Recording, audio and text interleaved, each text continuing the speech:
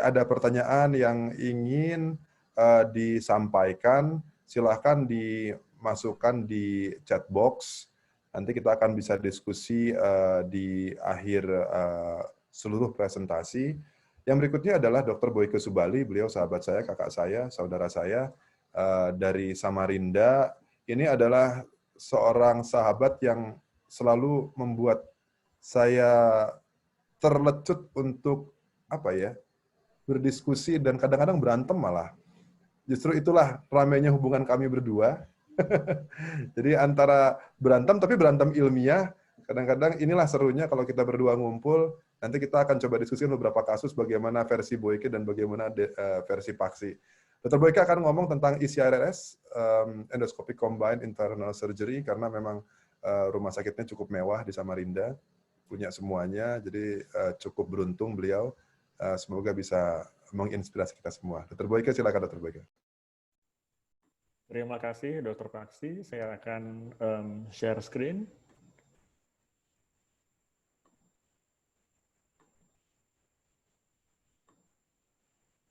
Apa screen saya terlihat jelas sekarang?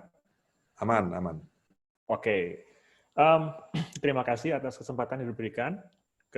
Terima kasih kepada Boston Scientific yang sudah mempercayakan saya dan Dr. Paksi juga untuk cerita sedikit tentang EdCheers. Jadi di sini judulnya EdCheers Best of Both Worlds.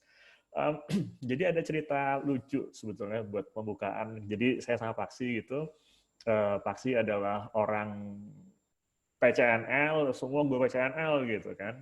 Kalau saya sendiri, karena saya sendiri nggak terlalu mahir operasi benernya, terus kebetulan kok ya RIRS ternyata menyenangkan sekali, dan ternyata kasus juga banyak, akhirnya bisa berevolusi. Akhirnya kalau yang tadi dibilang sama Dr. Paksi itu, berantem ilmiahnya itu soal RIRS dan PCNL, dan terima kasih sekali kepada guru saya Prof. Dodi yang sudah mengajari saya PCNL waktu sekolah, dan juga kepada guru saya yang satunya juga Dr. Indra Warman yang sudah mengajari saya untuk supine PCNL. Jadi bisa ibaratnya sekarang di Samarinda tuh kita ngerjain RIRS, ngerjain PCNL, dan EdCheers gitu lumayan sering.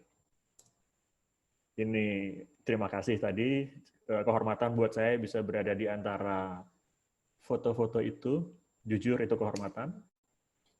Ini juga kehormatan buat saya bisa main musik waktu itu, waktu Rafiasa tahun lalu, depan idola saya, guru saya Prof. Dodi, yang selalu saya konsuli.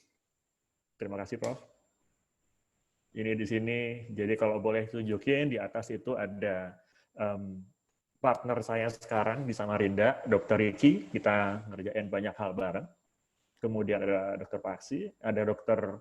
Wirya, salah satu idola saya yang selalu menendang dan apa ya istilahnya ya, Dr. Wirya itu selalu, ayo nulis gitu.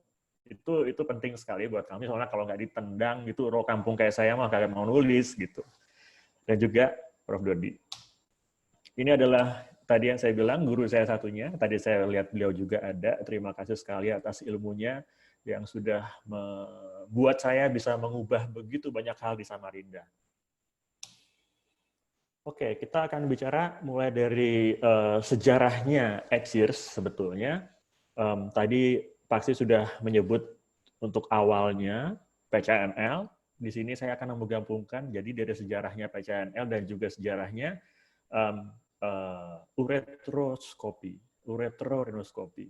Kalau boleh cerita sedikit, kemarin sempat ngikutin di Twitter, jadi ada satu orang yang komplain gitu. Kenapa komplain? Karena sekarang tuh katanya istilahnya banyak banget, istilahnya ada RIRS. Baru bedanya RIRS sama uretroskopi, itu kan uretroskopi juga benernya. Oke, uretroskopi. Terus kalau kita lihat juga EdCheers, loh EdCheers kan ada uretroskopinya juga gitu. Jadi kalau melihat trennya sekarang, saya mohon dikoreksi kalau salah. Trennya itu istilah-istilah yang aneh-aneh, cantik-cantik, EdCheers, flexible uretroscopy, antegrade uretroskopi, istilah yang cantik-cantik itu banyak kan dari Eropa. Kalau di Amerika sebetulnya saya perhatiin istilahnya ya mau itu rears ya uretroskopi juga gitu. Jadi di sini kita bisa lihat uretroskopi tahun 1929 sudah dikerjakan.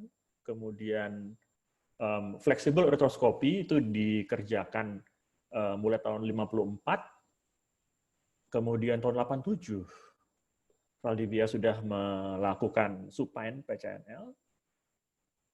Profesor Grasso tahun 93 sudah prone edges. Jadi itu sudah jauh sekali sebetulnya. Kemudian Profesor Iberluizea dari Spanyol yang memperkenalkan Gardakau Modified Supine Valdivia Position. Dan itu adalah yang menjadi tonggak dari begitu banyak hal yang terjadi setelah itu. Jadi kalau boleh cerita sedikit, kalau saya baca dari bukunya Profesor Scofone yang kebetulan berkunjung ke Profesor Iberluizea, itu selama bertahun-tahun teknik dari supine PCNL itu terkungkung di Spanyol. Bukannya mereka tidak mau berbagi, tapi karena memang kenyataannya tidak ada yang tahu gitu. Jadi ketika Profesor Scofone datang ke Spanyol, barulah sama dia dibawa dan diperkenalkan ke dunia. Kalau kita boleh bicara, pertama dari guideline. Ini adalah guideline-nya IAUI. Guideline IAUI kebetulan mengkombinasikan antara guideline EAU dan AUA meskipun basisnya adalah guideline EAU sebetulnya. Di sini kita bisa melihat bahwa untuk batu ginjal, kecuali batu calyx inferior 10 sampai 20 mili, itu kalau kurang dari 1 cm, itu pilihan pertamanya adalah SWL atau rears. Pilihan keduanya PCNL. Sedangkan kalau batunya ukurannya 1 sampai 2 cm, maka rears, SWL, dan PNL itu adalah pilihan yang kira-kira setara. Sedangkan kalau PCNL itu, untuk batu yang lebih dari 2 cm, maka pilihan pertamanya adalah PCNL, kemudian pilihan keduanya adalah rears atau SWL, sedangkan operasi terbuka selalu punya tempat untuk batu yang ukurannya lebih dari 2 cm. Sedangkan untuk batu calyx inferior, ini special, maka kalau ada faktor penghambat, misalnya sudut dari pelviocalyceal sistemnya itu tajam, bila ternyata faktor penghambatnya tidak ada, maka SPL bisa dikerjakan. Sedangkan kalau faktor penghambatnya ada, pilihan pertamanya adalah rears atau PCNL. Dan sebaiknya sih nggak SWL gitu. Sebetulnya kalau sampai di sini sih obrolan bercandaannya saya sama Paksi kayaknya udah terpecahkan sebetulnya, mau PCNL mau rears mah oke aja. Nah, tapi sekarang malam ini kita tidak membahas rears karena rears akan dibahas oleh Dr. Bikepo. Nanti kita akan bicara soal edges. Nah, edges tidak akan ada tanpa adanya Gardakau Modified Supine Valdivia Position. Jadi ceritanya, kejadiannya sih emang waktu itu sedang dilakukan PCNL supine. Ini ada di bukunya Profesor Scofone. Dilakukan supine PCNL, kemudian ternyata ada batu yang turun ke ureter. Akhirnya asistennya Profesor Iberluizea itu mengambil uretroskop, kemudian masuk dan melakukan URS pada pasien itu tanpa mengubah posisi. Itulah awalnya dari edges. Jadi bisa mengerjakan dari samping dan dari bawah. Kemudian di tahun 2007 disebutkan bahwa edges adalah evolusi logis dari PCNL dan juga old prone split leg position. Jadi itu adalah evolusinya. Ketika posisinya itu sudah supine, dengan posisi supine kita bisa melakukan apapun yang kita mau. Maksudnya apapun yang kita mau, artinya kalau misalnya kita perlu melakukan uretroskopi yang retrograde, kita bisa kerjakan. Kalau kita mau melakukan uretroskopi yang antegrade bisa kita kerjakan juga. Jangan bingung sama istilahnya, karena memang sebetulnya kalau kita mau melakukan uretroskopi yang antegrade itu sangat memungkinkan dengan Gardner-Kowa Modified Valdivia Position. Nah, ini adalah hal yang menurut saya sangat penting. Kapan mengerjakan edge-shears? Yang harus kita sadari adalah edge-shears itu bukan prosedur yang berdiri sendiri. Biasanya, saya akan bicara pengalaman pribadi dulu di Samarinda, itu kami akan mengerjakan edge-shears pada batu-batu yang kompleks. Batu yang kompleks artinya bukan sekedar, anggaplah Staghorn misalnya gitu, bukan sekedar itu, tapi misalnya ada batu besar di ginjal dan ada batu di ureter misalnya. Itu biasanya kita akan merencanakan edge-shears. Kemudian Gardner-Kowa Modified Valdivia Position itu akan membuat yang kelihatannya susah itu menjadi jauh lebih mudah. Kalau boleh jujur, justru kami sering kali melakukan combine approach ini pada batu ureter yang impacted. Batu ureter impacted itu apalagi gede ya, jadi ukurannya let's say 1,5 cm gitu batu ureternya. Impacted, udah lama, bawahnya meliuk-liuk, itu mau kita WRS juga setengah mati pasti. Mau di open, eman. Itu adalah, menurut saya, adalah salah satu tempat untuk melakukan combined approach. Ini saya cerita pengalaman yang di Samarinda. Kapan kita melakukan RIS, PCNL, edge-shears, sorry, itu maksudnya edge-shears. RIRS itu kalau kita ketemu batu kecil-kecil multiple di ginjal, jadi kita bisa bersihkan satu persatu batunya, atau single stone 2 cm, 3 cm, kemarin kami baru mengerjakan batu 3 cm, batu pilum dan bisa bersih, atau SWL yang gagal. Sedangkan PCNL di Samarinda terutama kami pergunakan untuk batu Staghorn, satu batu pilum gede, dan juga satu batu pilum gede dengan di lower pool banyak batu kecil-kecil. Nah, kami mempertimbangkan edge-shears. Edge-shears di sini adalah edge-shears yang menggunakan PNL dan flexible uretroskopi, macam-macam sebetulnya edge-shears itu. Ya, kami akan mempergunakan combined approach antara PCNL dan flexible uretroskopi bila batu-batunya itu berada di tempat-tempat yang susah dicapai dengan menggunakan satu akses. Ini biasanya, untuk poin yang pertama ini, biasanya kami temukan bila pas PCNL terus ada bagian-bagian yang nggak bisa dicapai. Biasanya diawali dengan PCNL, dan karena di Samarinda menggunakan supine PCNL, maka ketika kami perlu melakukan flexible uretroskopi dari bawah, itu bisa langsung kami kerjakan. Kemudian juga kalau akan sulit mengerjakan multiple track, misalnya ada hepatomegalis, splenomegali, atau retrokolon. Kalau kita kesulitan, batunya kira-kira susah, dan kayaknya mau multi puncture juga susah, maka edge-shears punya tempat. Seperti tadi yang saya bilang, batu ginjal dengan batu ureter, berarti approach dari atas dari bawah akan menyenangkan, serta nefrokalsinosis dengan batu yang besar. Nefrokalsinosis ini sendiri sebetulnya menarik ya. Jadi kadang-kadang ada nefrokalsinosis yang menjadi batu pilum akhirnya karena dia lepas dari sangkutannya, kemudian menjadi batu pilum, dan itu adalah sesuatu yang akan susah kita bersihkan dengan satu modalitas saja. Karena itu edge-shears akan selalu punya tempat pada nefrokalsinosis dengan batu ginjal yang besar. Flexible uretroskopi pada edge-shears itu ngapain aja sih? Pertama, seperti yang sama-sama kita ketahui, kita bisa melakukan evaluasi tractus urinarius. Sebelum kita mulai mengerjakan semua itu, kita bisa lihat apakah ada stenosis dari ureternya, apakah ada stenosis UPJ yang mungkin itu menjadi penyebab batunya, yang mungkin tidak kelihatan pada diagnostik sebelumnya. Kemudian juga kita bisa mengevaluasi apakah ada yang kadang-kadang ketemu misalnya di vertikulum, yang juga karena standar kita menggunakan non-kontras, kadang-kadang nggak kelihatan pada pemeriksaan awal. Kemudian juga bisa melihat anatomi dinamis dari tractus unarius. Apakah kita bisa melihat adanya spasme dari ureter seperti itu.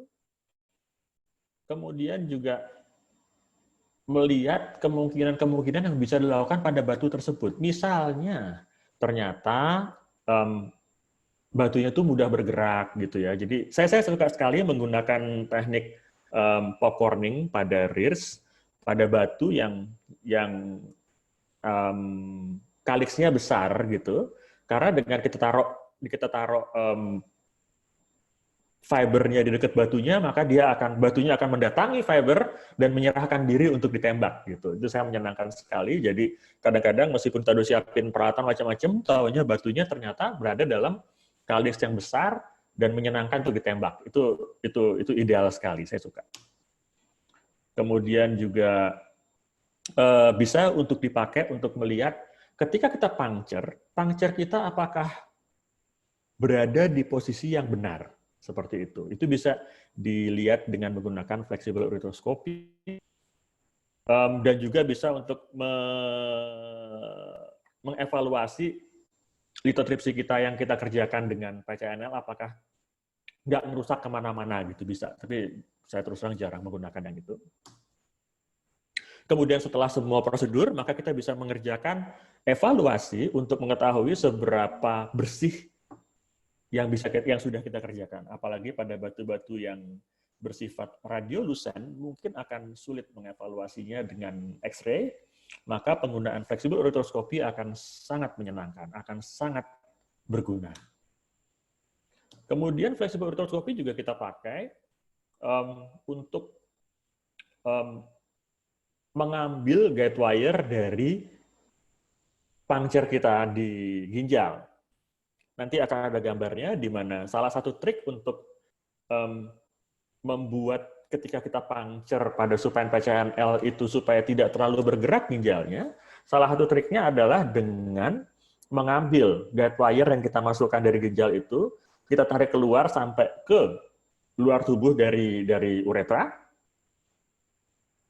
disebut sebagai suatu kebab position sebetulnya itu, dan hasilnya adalah ketika kita mau melakukan dilatasi, ginjalnya akan lebih fix. Kalau pada teman-teman yang mengerjakan supine PCNL, mungkin beberapa kali mengalami kalau kita lakukan dilatasi, apalagi kalau memakai Alken, itu ginjalnya bergerak.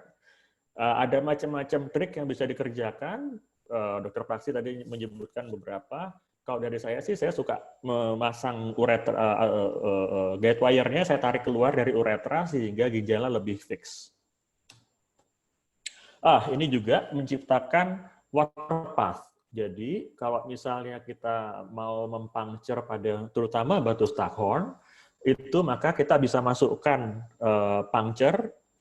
Sebelumnya bisa kita alirkan air dari flexible ureteroskopi kita untuk membuat jarak antara batu dengan kaliks itu menjadi lebih jauh, sehingga kita bisa mempuncture dengan lebih enak.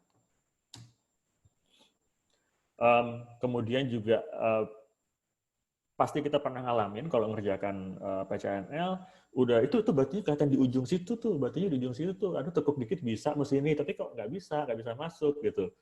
Pada tempat seperti itu, biasanya penggunaan flexible ureteroskop akan bisa mencapai batu tersebut dengan bimbingan dari nefroskopnya. Kemudian kalau misalnya kita sudah berhasil mengerjakan tindakan batu kompleks, kita bisa melakukan pecahan-pecahannya itu dari bawah, bisa dari nefrostomia juga. Yang menarik adalah salah satu trik yang membuat saya terbelalak itu salah satu trik dari Profesor Traxler dengan memasukkan darah ke pecahan-pecahan batunya, kemudian darahnya itu akan menjadi klotnya memegang pecahan batunya dan klotnya ditarik keluar. Itu adalah teknik yang waktu pertama saya lihat itu membuat terbelalak. Step-stepnya Edgears, yang pasti posisi pasien, nanti kita akan lihat gambarnya. Kemudian kita akan melakukan RIRS, retrograde, untuk mengevaluasi kalix di ginjalnya. Kemudian dilakukan puncture, dilatasi standar. Kemudian kita bisa melakukan intrakorporeal lithotripsy, bisa melakukannya melalui PNL dan bisa juga melakukannya dengan flexible arthroscope, dua-duanya. Kemudian kita lakukan fragment evacuation, setelah kita pecah, fragmennya dikeluarkan semua. Kalau boleh cerita, sebetulnya stone free rate itu di banyak artikel itu dimainkan. Jadi ada yang dibilang sebagai insignificant stone residual. Contohnya seperti itu.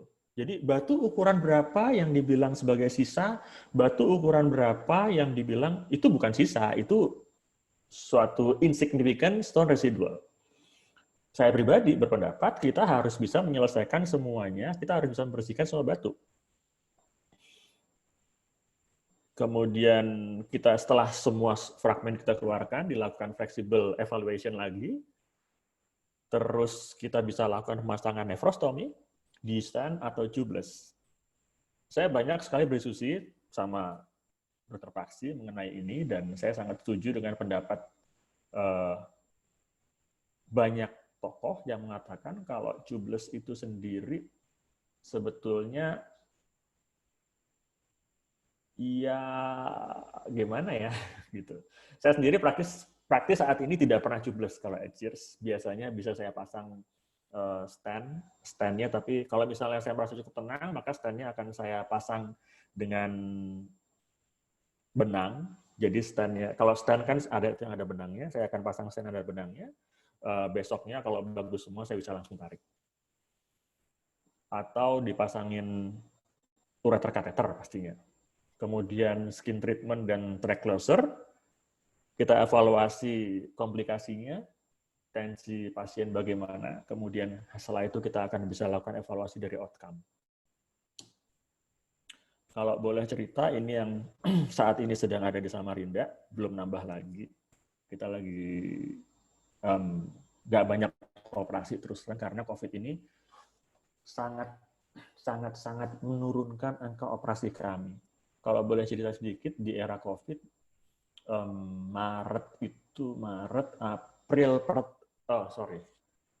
April awal kami sudah stop operasi di IBS. Jadi tidak ada operasi elektif di instalasi bedah sentral di Samarinda. Kami tidak operasi selama bulan April, Mei. Praktis 2 bulan kami hanya operasi emergency.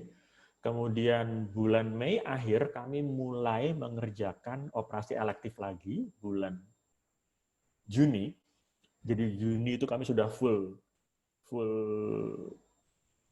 operasi.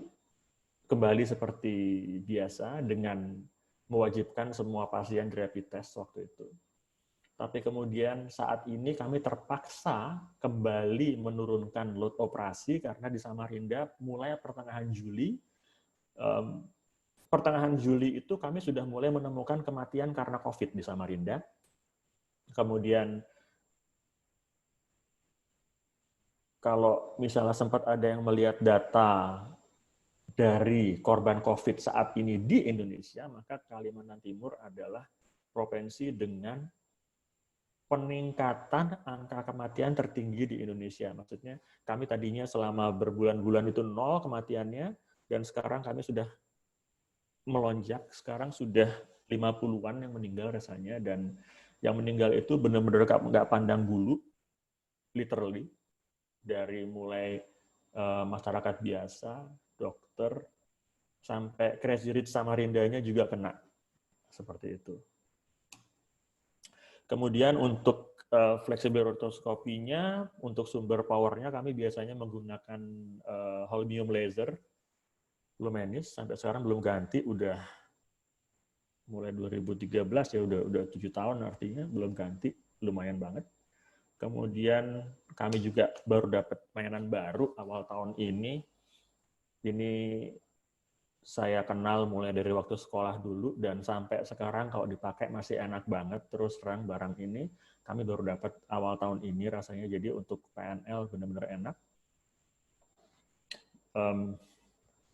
Dan sekarang sudah mulai terpikir seperti yang Dokter Paksi bilang juga, kalau probe dari ultrasound-nya itu mesti diirit-irit, jadi ya mudah-mudahan awet. Demikian. Ini juga perlu dibahas mengenai komplikasi. Kadang-kadang orang tidak terlalu melihat komplikasinya, tapi kalau pada ECIRS pasti kita harus waspada karena komplikasi yang terjadi bisa karena PCNL-nya, bisa karena jadi pada tindakan antegrade-nya atau pada tindakan retrograde-nya. Saya selalu menekankan bahwa RIRS nanti akan dibahas oleh Dr. Po pasti. RIRS bukannya tanpa resiko. Bahkan angka kematian karena RIRS saja, bukan pada ECIRS, itu ditemukan dan ada gitu. Meskipun dibilang ini aman, tapi tetap angka komplikasi dan kematiannya ada. Di sini kita lihat bahwa grade 1 itu event apapun selain tindakan itu yang kalau dibiarkan akan ada resolusi spontannya. Jadi misalnya contoh paling gampang, misalnya kita masuk, terus pas kita mundur, itu ada kelihatan bagian yang berdarah aja, itu sebetulnya grade 1 udah. Kemudian kalau grade 2 itu perlu pengobatan tertentu, misalnya kita terpaksa harus menambahkan antibiotik atau transfusi. Grade 3 itu memerlukan tindakan tambahan setelah tindakan itu.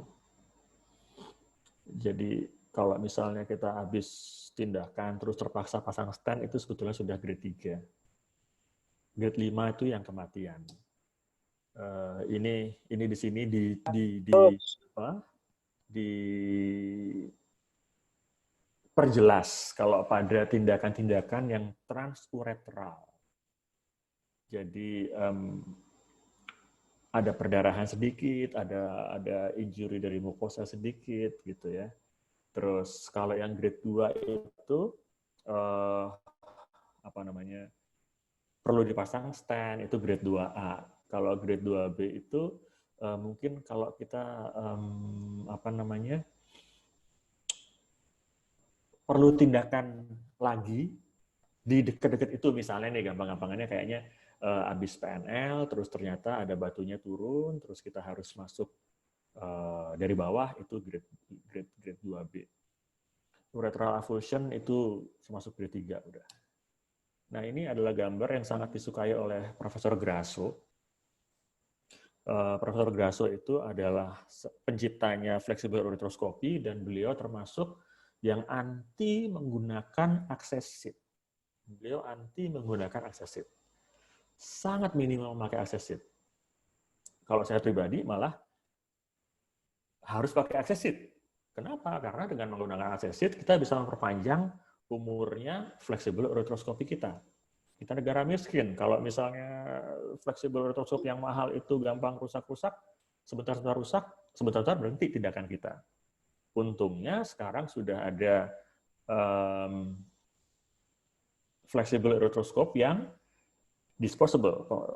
Furus yang disposable itu benar-benar ini ya, benar-benar asik menurut saya. Asiknya karena terutama untuk batu-batu kompleks itu saya akan menggunakan disposable flexible uretroscope karena jadi nggak ada beban jadinya. Kita bisa bend dia kemanapun kita mau misalnya. Dan kalau misalnya tanda petik misalnya rusak, ya udah namanya disposable, ya gimana lagi kan gitu ya. Tapi kalau misalnya pakai yang reusable, harga 600 juta, terus abis itu batunya susah, kita bend, terus dia patah, bendernya patah di dalam misalnya gitu, saya pernah ngalamin terus terang. Itu rasanya itu sedih banget tuh. Aduh, barang semahal ini rusak kayak gini ya. Nah, Dr. Boy, sorry, 2 minutes. 2 minutes, oke. Okay. Good. Soal tadi dipesanin harus menunggu Dr. Po. Nah, di sini kita bisa lihat mukosa, avulsi mukosanya di sini sedikit nih, type 1 ya. Kadang-kadang bisa jadi seperti ini, tapi yang berat itu sampai robek, sampai kelihatan lemaknya seperti ini. Posisi, ini adalah posisi prone. Ini yang klasik Valdivia position, supine PCNL. Jadi benar-benar supine dan tangan diletakkan di dada. Ini yang Galgakao modified Valdivia position, di mana kita bisa meng-approach dari atas dan dari bawah. Ini penting. Oh ya, kalau saya boleh cerita sedikit, di Samarinda itu ECIRS tidak harus dikerjakan oleh 2 operator. Jadi kadang-kadang karena misalnya Dr. Ricky lagi sibuk-sibuknya gitu, dia juga banyak operasi, terus kita perlu ECIRS, maka yang saya lakukan adalah kita bergantian, saya bergantian atas bawah. Kalau pas lagi main di atas, yang di bawah dipegangin sama perawat, kalau saya lagi main di bawah, yang di atas bagian sama perawat gitu. Jadi it is doable, bisa. Nggak asik-asik banget, tapi bisa, Mas. Kemudian si armnya biasanya posisinya seperti ini. Saya ingat sekali dulu waktu pertama kali belajar PCNL prone, maka posisi dari si arm itu akan kita maju mundurkan 30 derajat. Seperti itu. Ketika mau puncture. Kalau pada supine PCNL, si armnya posisinya, saya pribadi saat ini, tidak saya maju mundurkan. Pertama, karena saya juga pasti USG guided, jadi saya akan pakai USG. Kemudian yang kedua, si armnya itu akan saya arahkan ke arah kepala pasien untuk melihat kedalaman dari puncture saya. Ini yang split leg position. Ini tadi yang saya bilang soal kebab position yang akan membuat ketika dilatasi pada supine PCNL, ginjalnya relatif diem. Ini water path yang bisa kita lakukan supaya ketika puncture-nya bisa lebih enak, lebih dalam. Radiation safety, saya suka sekali batik ini, jadi biar dari jauh kelihatan sih benernya. Dan saya sering bercanda, itu kepala itu kan sebenarnya nggak terlalu perlu, selalu tutupin gitu. Dari penelitian ini juga nggak terlalu pengaruh sih, tapi saya perlu penutup kepala itu saya perlu sekali untuk menjaga supaya rambut saya tidak cepat rontok, jadi bisa tetap panjang gitu. Oke, ini ECIRS Samarinda, saya tidak akan terlalu banyak cerita. Pertimbangannya adalah, pertama, ECIRS itu membuat kami harus menggunakan fleksibel. Padahal sedapat mungkin, kalau misalnya nggak pakai fleksibel, jangan pakai fleksibel, karena mahal gitu kan. Mini perk, multi-puncture bisa kita pakai. Rears dengan plaster kami bisa untuk batu-batu kompleks pun itu pada sebagian besar bisa. Dan yang tadi saya cerita, 2 operator untuk satu procedure itu kadang-kadang agak susah dilakukan pada high volume center. Ini saya pasang sebagai terima kasih saya kepada Dr. Paksi yang mengajari saya caranya. Gimana caranya pada pasien gemuk dan tetap kita bisa melakukan supine PNL dengan baik. Dipasang plaster di perutnya. Very simple and very effective. Thank you, Paksi.